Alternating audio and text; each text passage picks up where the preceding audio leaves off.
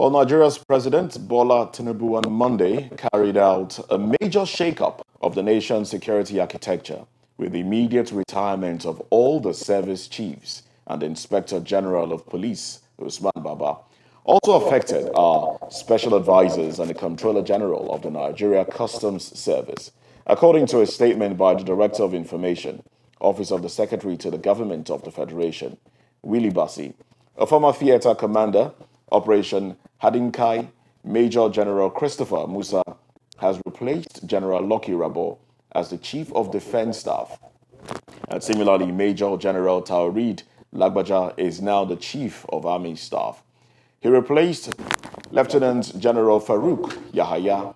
Now, Air Vice Marshal Abubakar was appointed as the Chief of Air Staff in place of Air Marshal Oludayo Amao, and Rear Admiral will take over from Vice Admiral Awal Gambo as the Chief of Naval Staff. Buhari appointed Irabo Amo Gambo and the late Chief of Army Staff, Ibrahim Atahiru, on January 26, 2021. Atahiru, who died in a plane crash, was replaced by Yahaya, who was appointed on May 27, 2021. Also, Deputy Inspector General of Police, Kayode Egbetokun, has been appointed as the acting IG, while Major General Udengeye is the acting Chief of Defense Intelligence. And Nuhu Ribadu, who was appointed last week as the security advisor to the president, has been elevated as the national security advisor, and he replaced Major General Babagana Mongunu, retired, who was appointed in July 2015 by former President Muhammadu Buhari. Similarly, the president approved the appointments of other military officers in the presidential villa. Well, we do have guests in the studio to help us make sense of this and, what to expect, especially the agenda for these service chiefs. Well, my guests this morning are Nelson Ekujumi, who is in the studio with me. He's a public affairs analyst. And joining me virtually, Barrister Eze Eluchie, who is, joining us virtually. Good morning to you, Barrister. All right, great. Good morning to you, Nelson. Good morning. You're looking really serious this morning. I'm going to start with you. How did you take the news when you saw it? Well, it was a breaking news to me. I didn't expect it this early, but knowing fully well the fact that the man in the hot seat has said he came for this job prepared, that nobody should pity him, and conscious of the fact that the buck stops, at his table, he has done what is within his powers as the President of the Federal Republic of Nigeria and Commander-in-Chief of the Armed Forces. And knowing fully well that security is the raising death threat of any government, he has done the needful. When he sent the name of Nuhu Ribadu, or when he appointed Nuhu Ribadu as the special advisor, people were like, won't there be a conflict of job description between the SC and the NSC? And for me, I think what he has demonstrated is that he has made it known to Nigerians and the whole world that security is his number one priority, because it's only when the people are secured that you can talk about peace. It is only when the people are secured that you can talk about, progress. It is only when the people are secured that you can talk about prosperity. So I think he has done that which is needful within his powers as the CNC of the Nigerian forces. All right then, Barrister Eze Eluche. Now, the man did say that he was going to hit the ground running, and he's been firing and hiring in the past few weeks. What do you make of this new, dismissal, and also the ones that he has hired? What do you make of it? Yeah, thank you very much. Some of us have been of the opinion over the very several change of government we've had in Nigeria that we should be very wary about the concept of chiefs of staffs of the various services. The reason being that when they do these changes of guards, of chiefs of staff, it automatically means the retirement of tens, if not hundreds of other officers. Because the routine in the military is that all the entire members of the corps of the class that produce the immediate service chiefs must go with him, because they cannot serve under somebody with a younger course in the defense academy.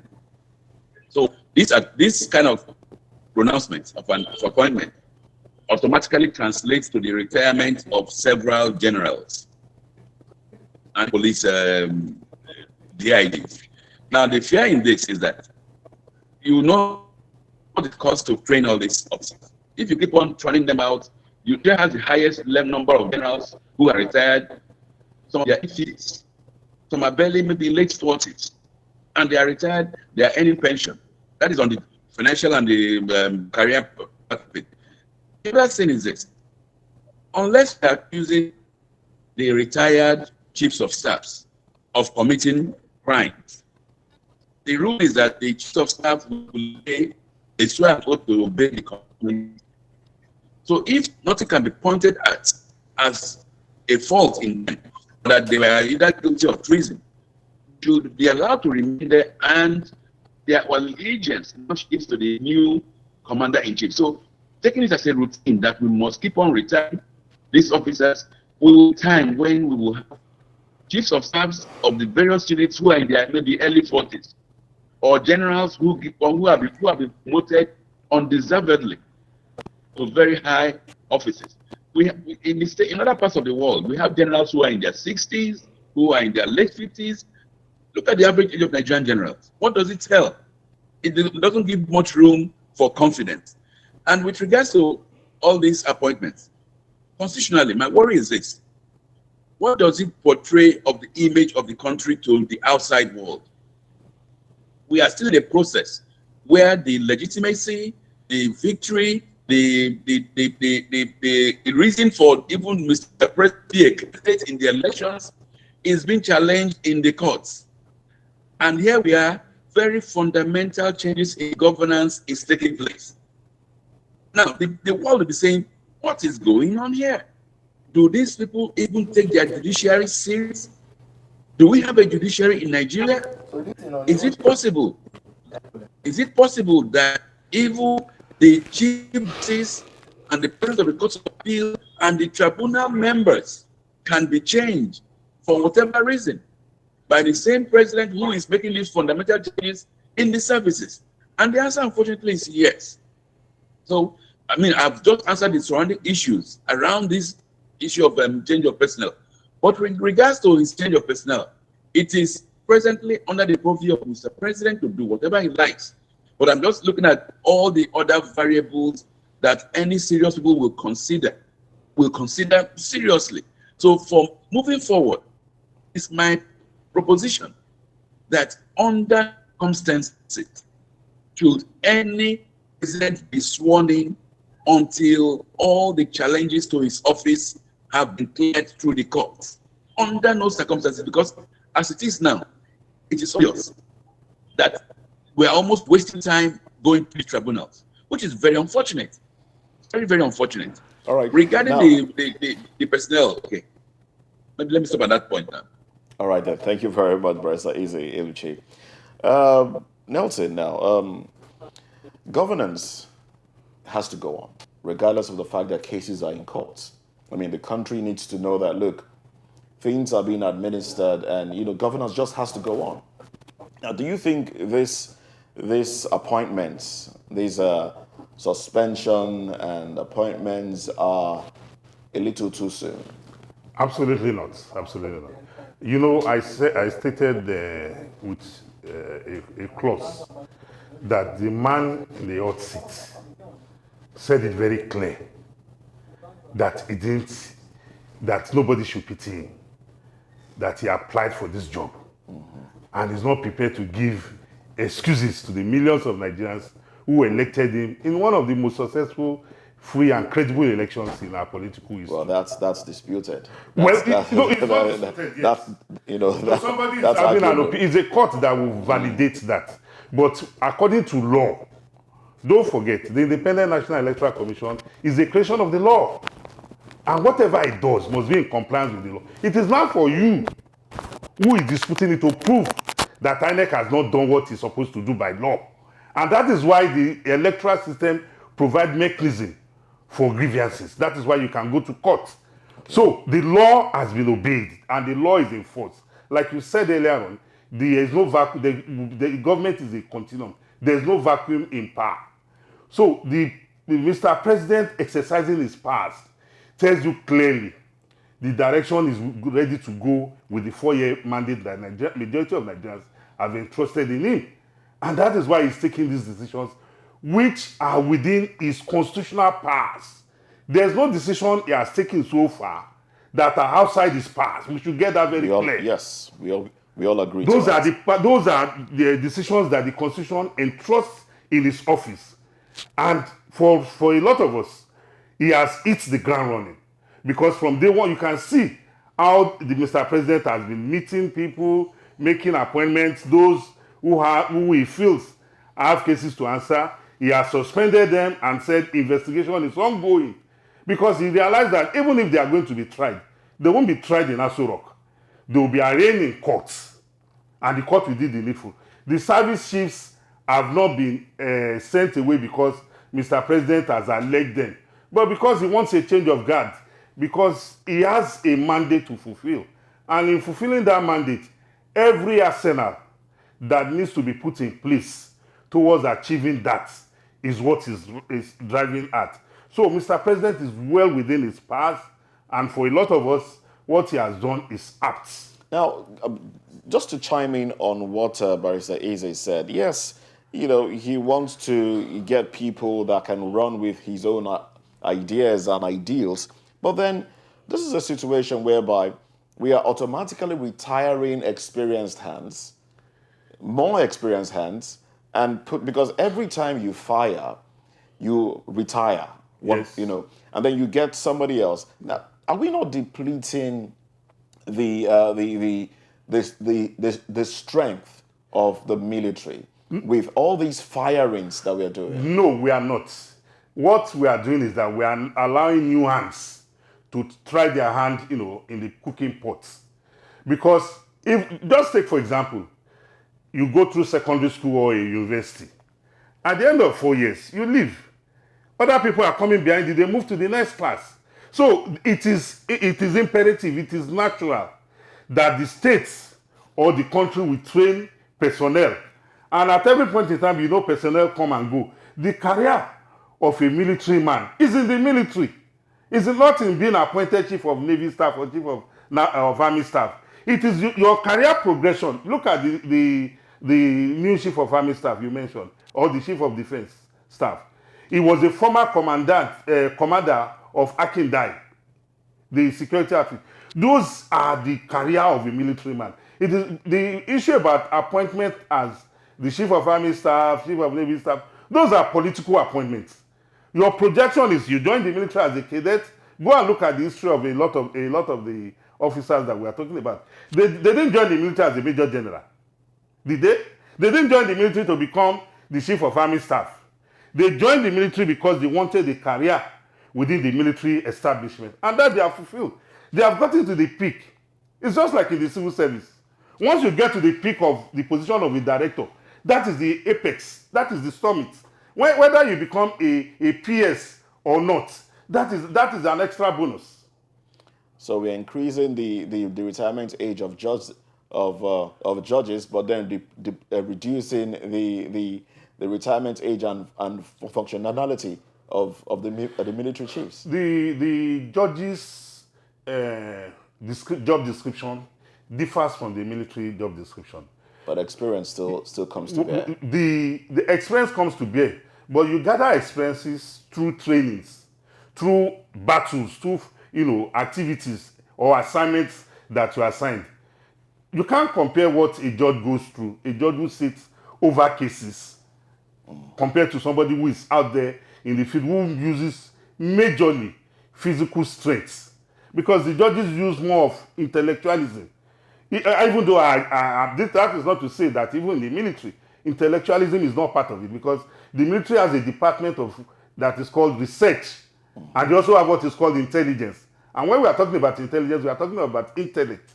So the reason that has necessitated the retirement of judges to 70 is not the same reason with the retirement of generals. Right. Because in the service, is either you are 65 at age, or you must have spent number of years in service, and you automatically go.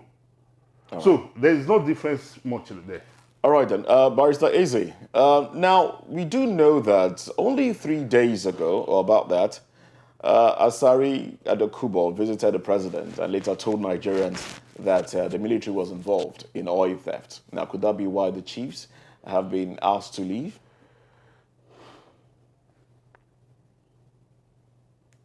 All right.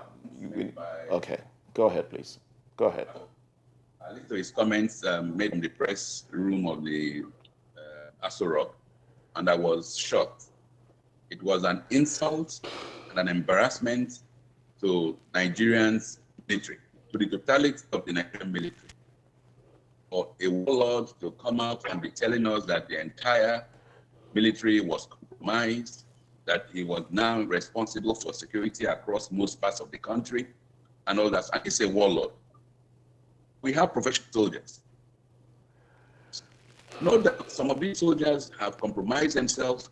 There have been instances where some have been caught trying to sell arms to terrorists. But we know dedicated soldiers, and they are in the majority. So for a warlord to come out and to denigrate the entire military from the seat of was a shocker. And I hope that is an example of what will be seen at the presidency of Mr. Tinubu. It sent a very dangerous and bad signal.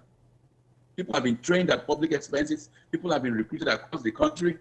People have vowed and served Nigeria. And somebody who is a warlord who I see as mentored. Because when you look at his utterances, some of them are very, very strict. And he's a tribal warlord for the entirety of his forces comes from his ethnic group. Their chants, their songs are all in the Kalabari language.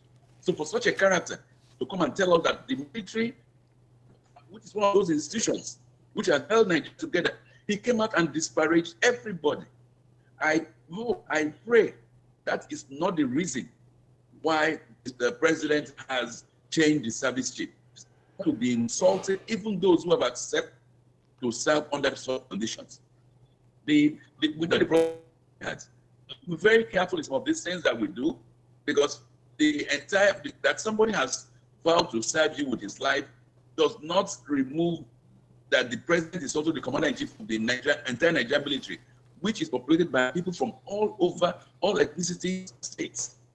You cannot replace the Nigerian army with a gang of thugs led by Asari Dokubo. For what reason, for goodness sake?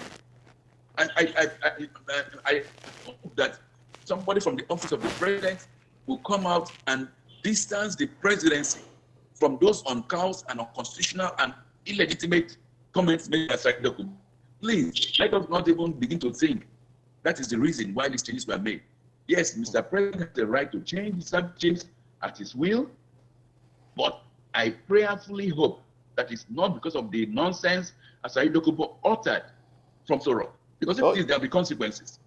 You call it soldiers. Yes. You call it nonsense what he said, but yes. he basically pointed accusing fingers at the military, and the military did not come up with a very strong opposition for what he said. What he simply said was name names, and of course we know he can't name names. I don't think that was strong enough. And he boldly said that the reason Nigerians were enjoying peace and could ply some roads was because himself and his men were protecting those areas. That's an affront on the military. That just goes to show that the military hasn't been doing what they are constitutionally, appointed to do. That's brazen. No, no, let me respond to that. When somebody makes such comments from the seat of power itself, from Aso Rock, even the director of public relations of the military, of the army, of all the forces, will be very, very hesitant to respond. But I assure you, if Asari Kuku had made those comments from any other place, the military would have responded, because he was speaking from the government presidents. He was speaking with the Nigerian coat of arms behind his back. What he was saying appeared to be the stance of government. Like in where I am, most of the things are alleged have been done by these boys of Asari Kuku. The so-called unknown government. People hear them saying Tamunoi, they're not Igbo. They don't speak Igbo language. For goodness sake, you can ask questions about this. So I'm not going to go into the details, but I'm just going to respond that what he said was very, very wrong and insulting to the entire Nigerian military. There are bad eggs in the military, which the military has routinely taken care of. It's just like saying that the entire Nigerian police force is corrupt. For goodness sake, I will say no to that. There are some rascal elements in the Nigerian police who collect bribes from the public, who even get paid to go and kill people, but the police is doing its best to rid itself of such elements in their midst. For anybody to come and tell us that the entire Nigerian police force for the Nigerian military is redundant, is useless, I will say no to that. I personally have friends in both the military and the police who I know that they leave the house dedicated to go and serve Nigeria, and they are ready to stake their lives on the line. So for a warlord who has committed atrocities to come out using the platform of the presidential villa to make utterances against those soldiers was most unfortunate. And I repeat, most unfortunate. I will still call on Mr. President to use his office to replace or distance himself from those uncouth comments made by Kuku. Then, if there are particular soldiers who have been known to be part of this mess, and the soldier is the military doing its best, but perhaps this people they're underpaid, they are undervalued, so at times they leave themselves and they get bribe from this criminal element. But for goodness sake, it is not all soldiers.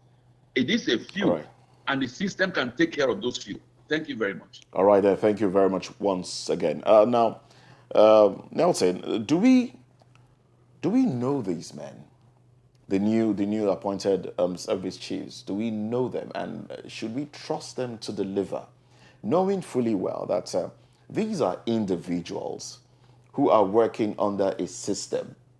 If the system is faulty, I mean, in previous times we have had to appoint and reappoint, but the system has remained a little faulty. All right, now, and then we have always blamed the individuals for not performing. What should we expect differently from these individuals? Well, I don't belong to your school of thoughts of those that hold individuals responsible. I belong to the school of thought that you have to look at the modus operandi of the system holistically.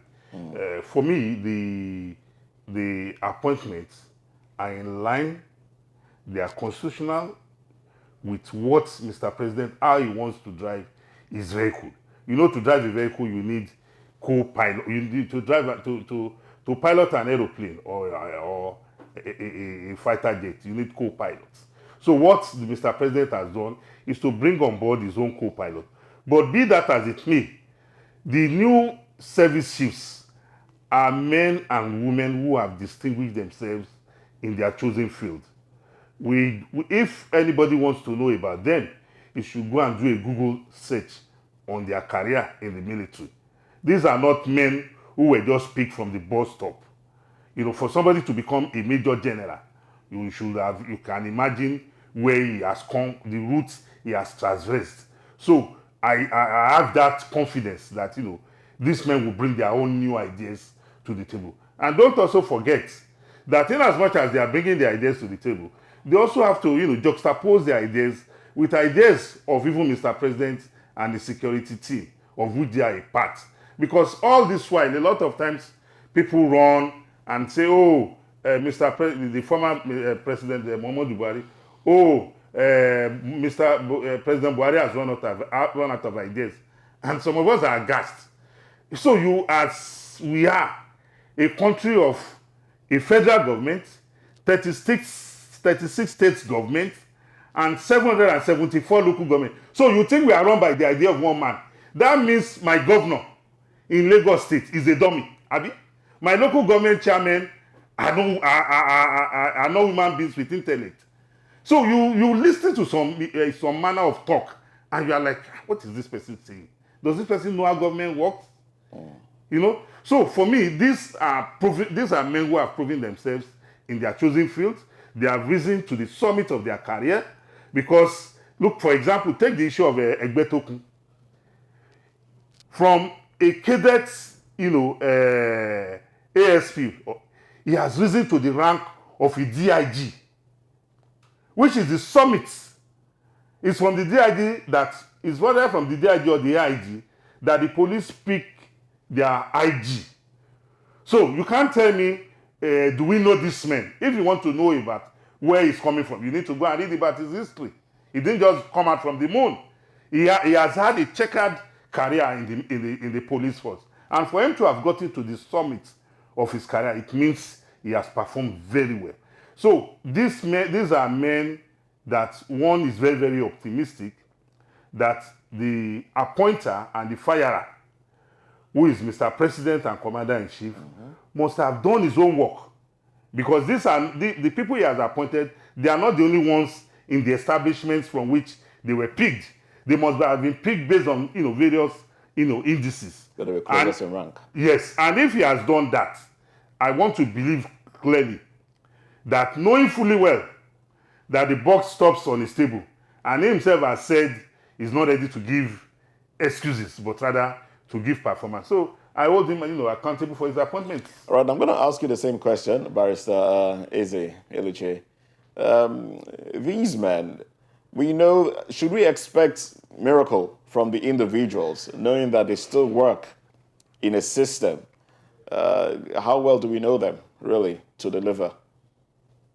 Same question, basically. Well, yes, no problem. Like Manny just said, we don't really need to know them. The fact is, they have a point, like you rightly said, in good education. The military is a system of organization. A man at the top or a change does not actually make much because it's already a system. That is the reason why some of us have always been opined that rather than all these changes of guards which lead to the sack of so many, you can give to orders, instructions to those who were to watch them.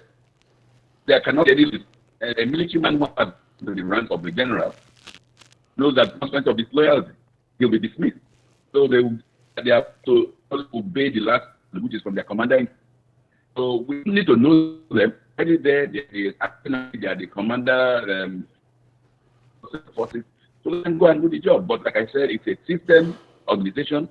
There is already an entrenched system. The issue with Nigerian military in their engagement with Boko, the issue of procurement, is the money being dished out for arms and weapons being used but for arms and weapons, or is it going to be used to buy houses in Dubai, like we did, like it happened with the former chief of army staff who is now an ambassador in Benin Republic?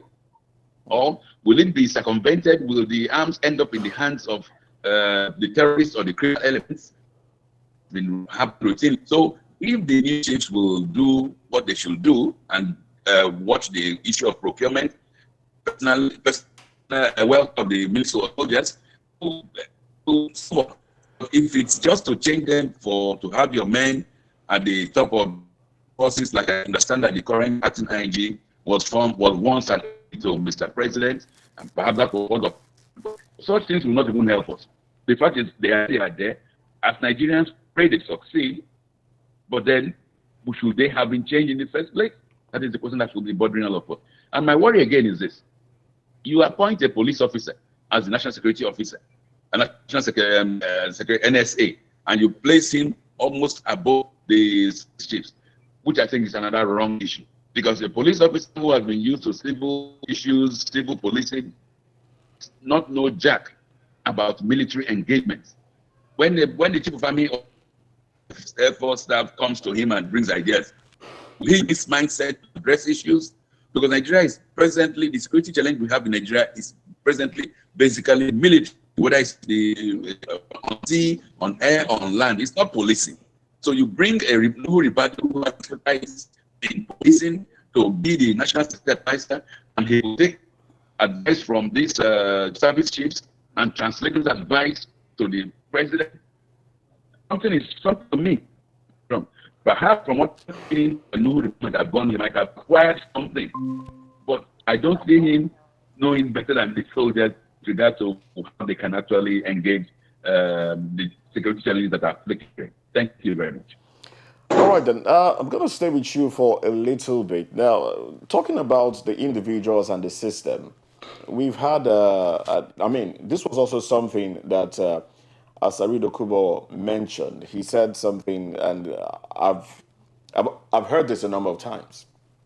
A situation whereby Nigerian military procures arms and ammunition, and they take these arms and ammunition to the theater of war. They are attacked, and at the end of the day, they leave. Maybe they run away, maybe they are overpowered, or whatever the case may be, but they leave. And the bandits or insurgents now, let's just call them that, take these arms and ammunition. And one would wonder, what happened? How were they overpowered? Are we buying arms and ammunition for these insurgents? Because I have had a few friends in the military who said some of these things, that this is what they have had to go through, that the weapons come in trailers and trucks. Before they know it, the bandits are taking them away. Now, this is a system. And now we have new service chiefs. What should we expect differently? I think the issue is what commands are the soldiers given. Because when you look at the news reports, all we hear is that the soldiers have repelled attack, they have defended, they have pursued out of their barrack. We don't. These soldiers have gone after the incident. In fact, some of my friends in the military have informed that they were not under the previous regime, under strict not to go in pursuit. So you just sit down in your barracks. When you get attacked and you're able to repel the attack, you stay back in the barracks. When you okay, we have seen this, so this bandits where they are. Can we go after them? Your commanding officer tells you, do not move after them. So they are stuck there. And you cannot, when you're in the midst of battle, go against your commanding officer because the consequences is immediate. You get a bullet in your head. So we hope that the instruct or the commands that the current president will give to the soldiers in the theater of operations will be different. It should be go after these people wherever you think they are, wherever you know they are. Don't just sit down in your barracks and wait to be attacked before you. Like when the NDA Defense Academy was attacked, what did they do? They defended their NDA and did not pursue. But they did not go in pursuit, even in Baka, in these areas. In the past 8 years, the Nigerian military, what's my word, never attacked or never went after the bandits. The bandits were the ones came at will. So just even from videos, they expressed anger, they expressed disgust that we know where these people are. They're moving around. Say we shouldn't attack them, then we should just wait until we get killed. So that's why I keep on saying it is a system issue. The president will give an order whenever you see them attack. Otherwise, we'll keep on arms. And like I said, Bama Elif, one who was the current ambassador to Benin Republic, built houses, got houses in Dubai. Of course, his salary as a general not allow him to buy houses. Buy these things with the funds given to the military to buy weapons. And then when you now buy weapons that are substandard, that are not up to the terrorists come with the state of the M16s, AKs, and our soldiers have to go and manage ramshackle ramshackle guns that can't even that jam when you are firing them. What do you expect them to do?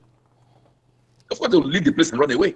So if we are serious, Boko Haram is no threat to Nigeria. We pray that the president, in all his changes of guards, let's follow it up with a change of instructions. Because under the past Buhari, the instruction has been to defend when you attack. Never attack these rascals. And the Nigerian army, with the way they are populated, the way they are trained, if they go, these terrorists, the Boko Haram or insurgents, they will get them. Who would do anything there?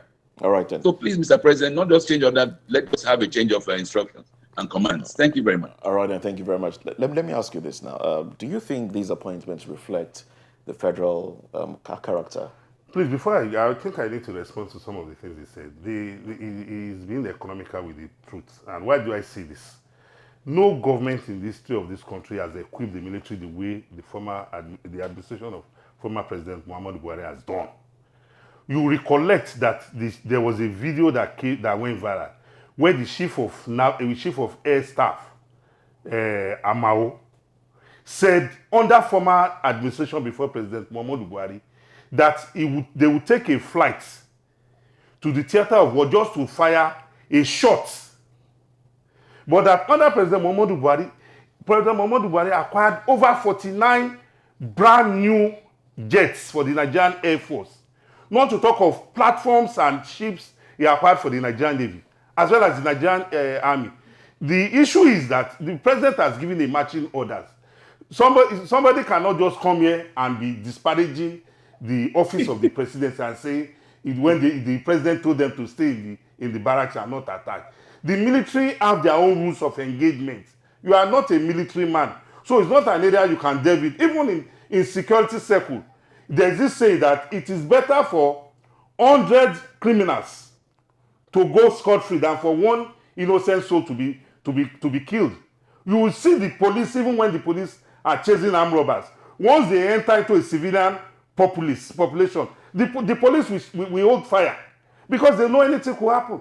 That is part of their training. So your summation now of what he said is that the military most times do not pursue because they don't want to hurt other people. The thing there is that the military's activities is bound by rules of engagement. Right. Now, so you can't expect the military because the military... No doubt.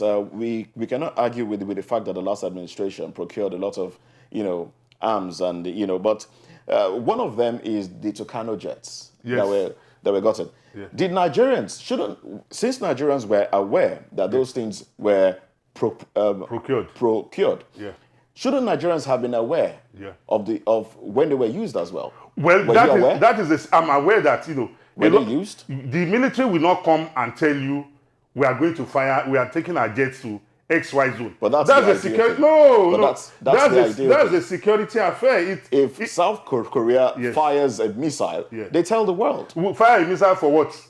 Are they engaged in war? For whatever reason. No, are they engaged in a war? For whatever reason. No. The world. South Korea Tucano jets were procured. South Korea firing a missile is not because they are engaged in war with another country. They are firing a missile to show their strength. That was just an example. That example if Tucano jets were procured, and Nigerians knew that they were procured, and Nigerians were happy at the fact that these things have come, maybe at this time we'll be able to wipe out insurgency. How come Nigerians were not aware when they were used? Well, because the Tucano jets and other fighter equipments that were procured for the military have always been deployed. We've had reports from the military public relations spokesman comes out on a regular basis to brief the press. But when they are going for their operation, it is not in line with military rules for them to disclose to you, tomorrow we are going to Sambisa Forest. How do you think the enemy will be? You think the enemy will remain there or will fold his arms? No, the military has a responsibility to say, okay, in the last 3 months, this is what we have done. So if you say you are not aware of how the Tucano jets have been deployed, you're aware. I'm aware because I listen to the military spokesman. He doesn't have to come and tell me this is the equipment or machinery that was deployed. That is what his job to tell you. That is a military information. His duty is to tell you that we conducted this operation, and this is the successes we have recorded, this is the fatalities we have recorded. That is his own responsibility. For him to come and tell you, oh, we went there with 100 AK-47, or we went there with 20 Tucano jets, that is not his duty. It's not for him to disclose how they run their operations. That is the military information that is... Can you respond to the question? Okay, the question is that the appointments so far, as we have seen, from what the Mr. President has done, reflects, federal character. And anybody that has any misgivings that he does not, the window is open for you to go and exercise, to go and ventilate your grievance in court.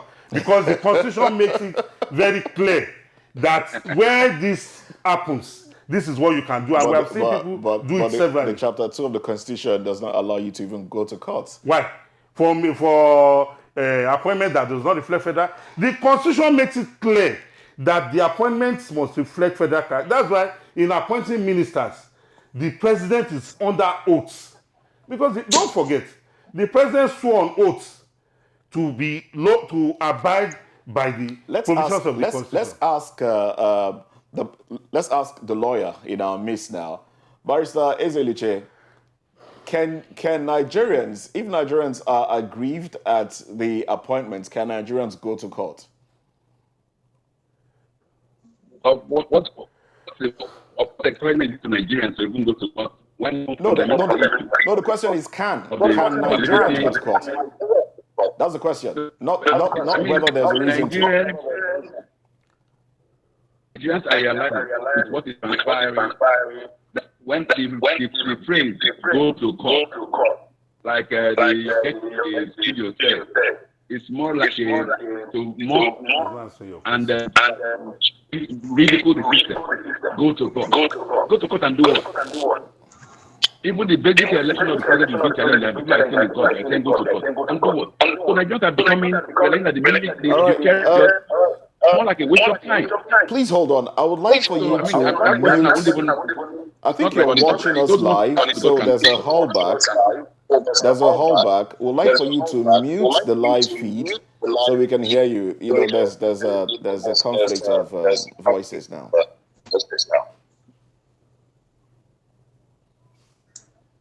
All right. I would be now. No, we can still hear the holdback. There's an audio feed coming from somewhere around you, so it's affecting the output and not making. Go ahead, please. Okay. Is it okay now? Let's go ahead. Yes, I'm saying the refrain or the phrase, go to court, like your getting said, has been more like a mockery of the system. When you do something that you know cannot be right, they can go to court. But when there are people that their system, even the question of the legitimacy of the government is still in court.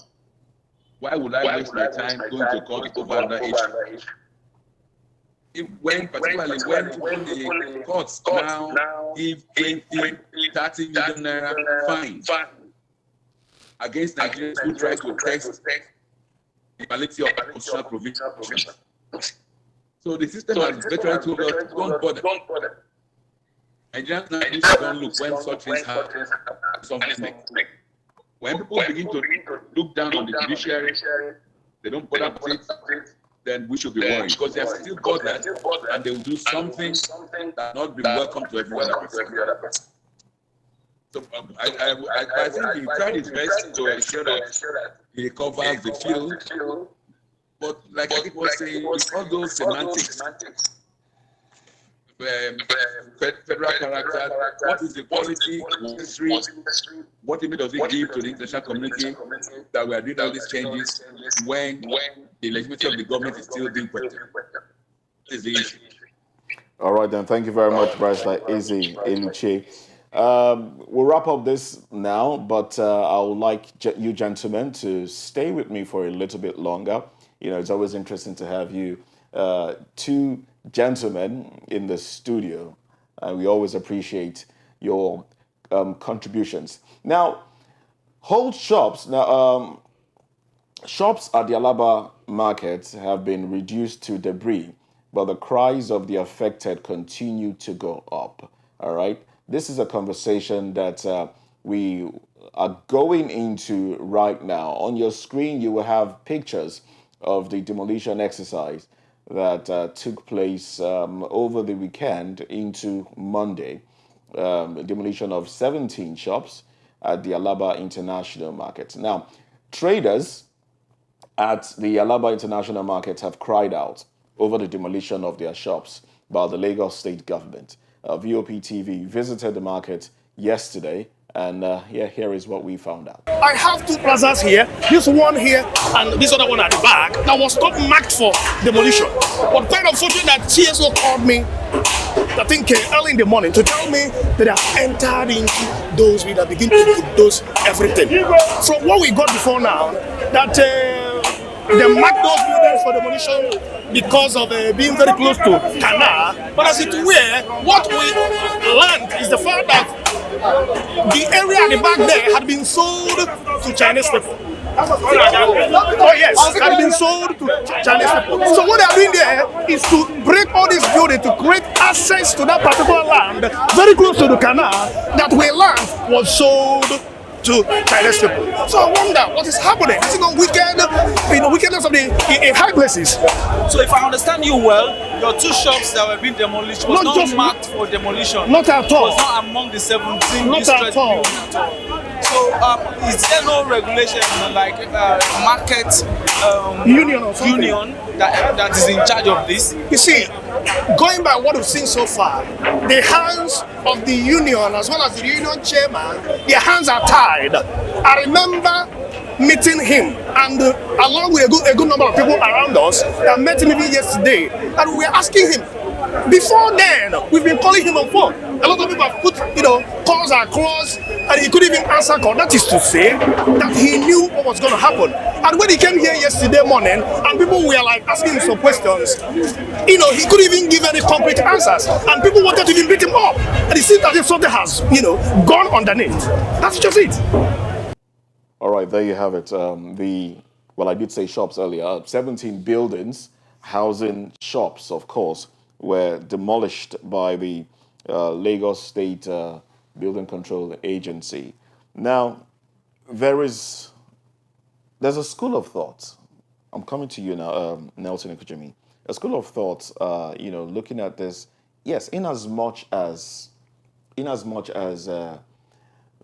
notice, was given some years ago, since 2016.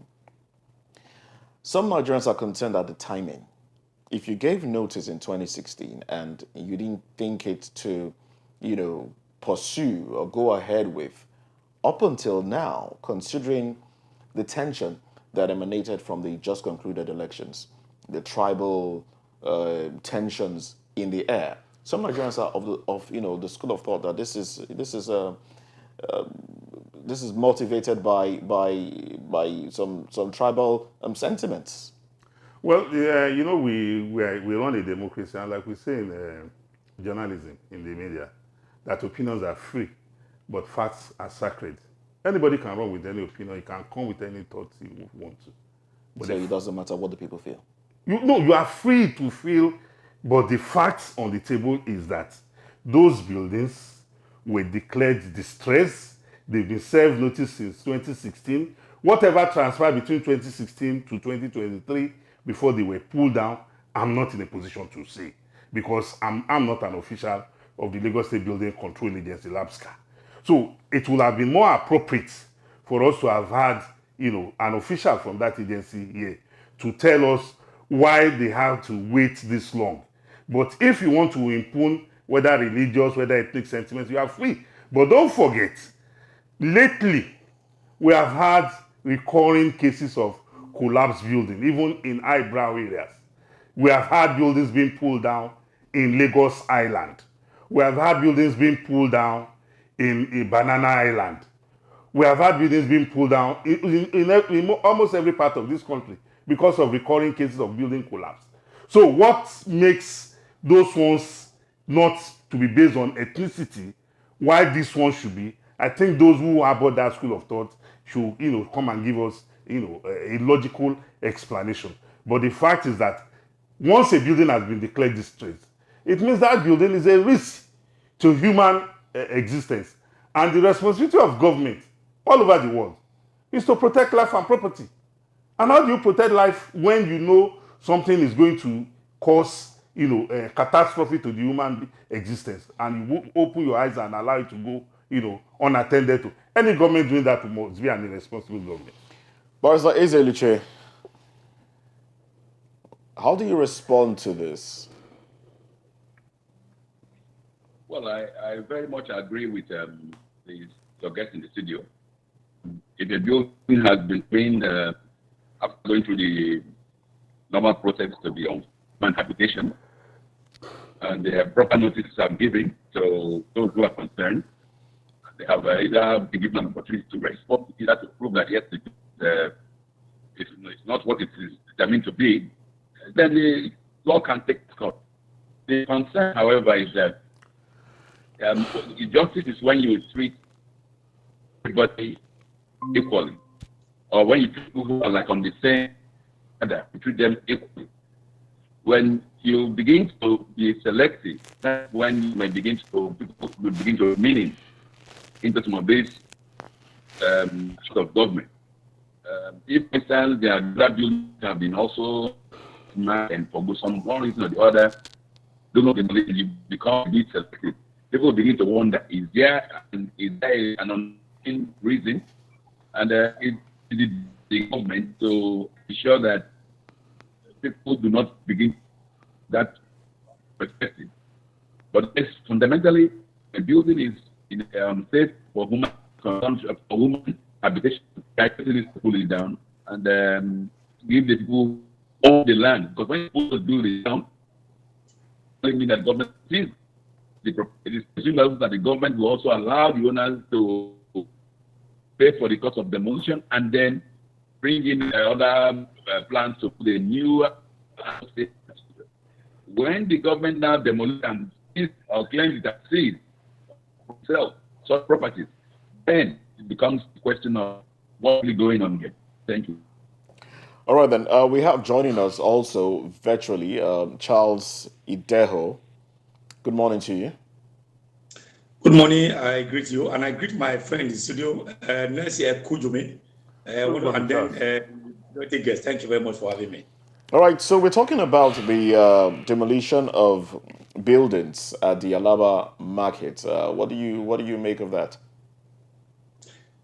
Okay, but I think it's something that has been. Let me hasten to add here that when a society, a country, to which when you elect leaders, part of what is embedded in the mandate you surrender to them is your obligation for urban renewal, obligation for maintenance of infrastructure, obligation for control of building, so that you ensure that if you have a structure in that society, if you have a structure in that locality, or whatever it may be, a city or a town, then if you encroach, if you have anything that is against that structure, the government to which we have surrendered that mandate, including all this one I talked about, all these elements that are embedded in it, the obligation, and then the government has a right to wave the big stick. All right. Now, this issue that I'm talking about, demolition today, the warning has been coming. I mean, the warning is long coming. I understand, according to a report, that the warning started in 2016. Now it was repeated years after, and repeated 2 years after in 2022, and then 2023, the warning was also repeated. Initially, I understand about the 349 distressed building. Please, whenever we talk about it, let's always underline and emphasize that word, distressed building. Okay, so all of them were marked for, because as I said, government has an obligation to ensure that safety of life and property is also maintained. Now, I have business in Alaba, not as a trader. I did a magazine in 2014 when I had a magazine I was using. So over there, because at Salata you had about 9, one of them one of the biggest, which is Fancy Furniture. They actually gave me an office where I operate. So I understand the Alaba, I understand the theory, I understand the leadership, I understand the philosophy, I understand the psychology of the businessman in Alaba. All right. So, and I also know that there are a lot of buildings that indeed sometimes I will be afraid when I climb upstairs, how human beings will climb those upstairs and make their sales and sell their merchandise in those buildings that are distressed, that it could cave in any time. You also understand that the topography of Alaba, if you look at the land, most times they will, some of them they use sumpy land. Most of them will just get there, pour sand in it without proper checking the environmental impact assessment before they erect those buildings. So most of these buildings are having problems. So of course, the government has the obligation for urban renewal and for maintenance of infrastructure, had to go over there to ensure that we don't have this issue of building collapsing and people dying. So for me, what government is within the ambit of the law, as I said, but on the flip side of it is that there's always the wrong time to do the wrong thing. As we speak, this period is not the right time for that demolition. Everything we do in this country always have exploration. Don't forget that elections have just been held. Don't also forget that this election were marked with if I disease and you have all this system about somebody is Igbo, is the against Yoruba interest against that. So I think all these embers have not really abated before they are carrying out this demolition. So maybe if the government had carried a bit, maybe to sometime around November or thereabout, I am sure that is greeting this policy now wouldn't have been seen. That's by my own estimation. All right then. So do you think the timing is wrong? I'm surprised that my friend Charles is talking about the timing. I'm sure he knows that when a building has been categorized as distressed, the building will not tell you, I'm going to collapse in January or in February. It means that building can collapse at any time. And like I told you, we've had buildings distressed that have been demolished in Lagos Island. Even where I formerly lived in Ebute Metta, we've had buildings that have been categorized as distressed, that the agency came and pulled down those buildings. We've had buildings that have been pulled down, even in Banana Island. So, are we saying that the life of the average trader in Alaba is what we should use to play Ludo, while the life of those in Ebute Metta, Lagos Island and Banana Island is more worthy to be protected? That is why we pull them down. Absolutely no government is thinking in that direction. There's no wrong time to do the right thing. Nancy, I disagree with you. Nancy, I disagree with you. See, the thing is that you made an addition to the issue of Ebute Metta. I quite agree with you. We're on the same page on that. But where I divorce myself entirely from your own side of your own part of the bargain is the fact that I mentioned the time those buildings were pulled down in Ebute Metta, there were no elections. We put it elsewhere you have mentioned, there were all these divisions were in the system. That's what I'm saying, that look, there's always a wrong way for any right decision to be. This time, as we speak, I do know that people's lives were dangerous. Maybe the government could have done some, maybe I would say maybe a stopgap measure. So that right now you think if it has happened before the election, anybody would have raised any eyebrow. That's something that we must avoid at all costs. Any good intention will have that people would think has ethnic or social or political coloration. That's why I divorce myself from that. Oluche, you have thank you. I agree with you in the studio. There is no good time or bad time to do a good thing. So if the notices have been as the issue of the elections, no elections should not be the concern. Those things should be pulled down. But the reality is this, because that's what we'll be watching on next. There are other buildings which are marked for demolition across the state. It is when you do not profane such other buildings and you only restrict yourself to one area that will begin to ask questions. the that had a rent at Alamba. If those buildings were to collapse tomorrow or next tomorrow, people will be the government. Why did you mark this? Why didn't you go ahead and demolish? So I don't agree that you should have waited till November or January. No. What is good should be done. There should be justice and equity in doing it, so that no one will be painted on it. No, I also see disagree. What I'm saying is that, can I say this, that I mentioned stopgap measure. Stopgap measure could it could be like evicting them, maybe evicting them from the building. That's a stopgap measure. If you evicted them, I'm not sure all this higgy haga we have witnessed today, we have been there. It is my own is the demolition. If you left, let's evict you, and that's also a stopgap measure. Because people now, as I said, if you talk about evicting them, part of the report from the state was that each time they go there, there's a Lagos State Building Control Agency. Each time the officials go there, the report has it that the traders chase them away. So how would you now effect an eviction if the officials are afraid to go there? And then it took going there with military, to be able to effect this the demolition. How would you have been able to give them an eviction if they were chasing away officials? All right, I do understand that we have a network glitch there. I want to quickly add. Go ahead. Just yesterday, I was watching one of the national television where the special advisor to the governor of Anambra State at the demolition site of some buildings, he said the last time the officials were there to effect eviction, that they were beating black and blue.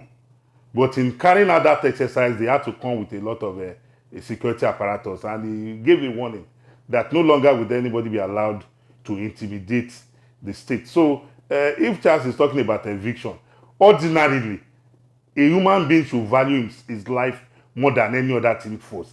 We have seen situations whereby even when people have been evicted, people still smuggle themselves into that building, and when it collapses, you now get to hear that, okay, there was a building collapse not too long in Lagos where people were saying the government didn't, do the needful. And the government said, look, we had sealed off that building. The people that came in, they came in unannounced. Nobody knew they were there. And don't forget, when we are talking about government, we are talking about human beings. To evict, we require human beings to be there to tell them to leave. But the human being that you have deployed there, are you going to tell me that the man should jettison or cheat nature? So Nigerians themselves should recognize that, look, you should attach the greatest importance to your life. You should not take your life for granted. Don't expect government to come and protect your life when you yourself, you are not ready to do the needful, because the government cannot be everywhere. All right, Charles, now, I'm going to come back to you now. Charles, what do you think government should do now to alleviate the sufferings of the traders that are affected? Should they be taken elsewhere? All right, I can't hear you now. You might need to. Okay, I can hear you now. Can you hear me? Yes, go ahead. Okay, well, my position is not actually too far from the two gentlemen, Nelson, my friend, and Mr. Daisy, I suppose. Now, if you talk about what should the government do, government has already proceeded in the action, which of course I also applaud. My only point of diversion there is the timing, which of course you can never appoint time for somebody to die. That's fair. But what I think, for instance, if we have any national disaster like flooding, what does government usually do? Government will always look for we put in place stopgap measure, like perhaps maybe Alaba, those people who are affected, they could somewhere to them, they could work in partnership with the Ojo local government council over there and look for just a place for them for a while until those things have been cleared, the buildings have been cleared, and if they are going to be erected, and get them in a way that it will be fitting for human habitation, or where they can carry out their trades and also sell much.